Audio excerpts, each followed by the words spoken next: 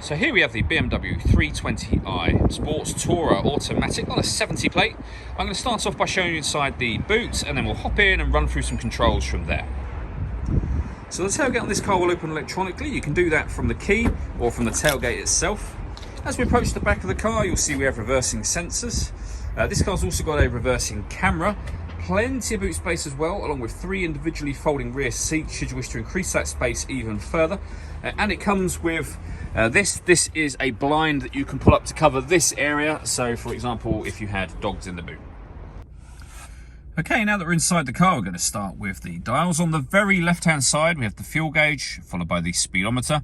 We have a digital readout for the speedometer. In the middle here, we've got satellite navigation being displayed on that screen currently.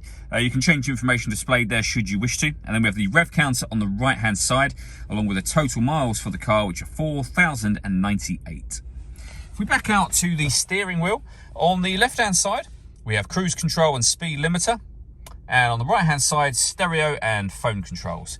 The minus and plus paddle enable you to change gear manually, both up and down, should you wish to do that on this automatic gearbox.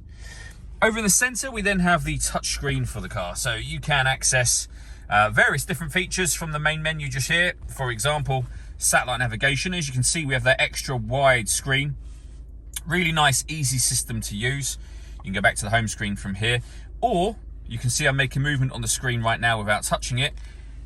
That is being done using this dial and the collection of buttons that surround it.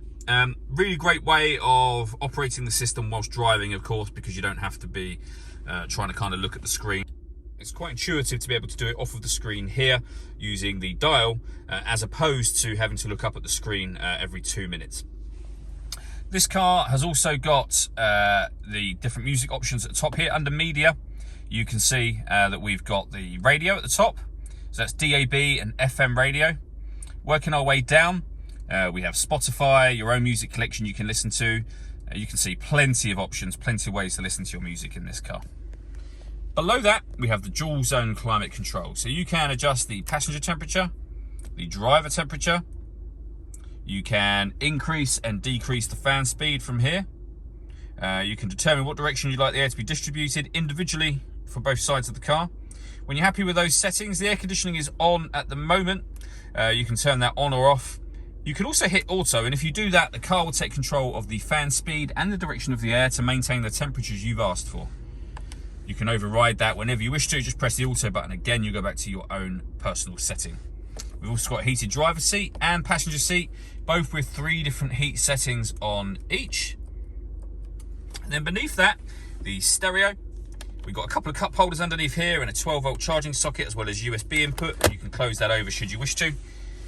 The dial that we went through a moment ago, gear lever for the fully automatic gearbox, and then these buttons next to it. So for example, you can turn off the traction control, the parking sensors, the stop and start.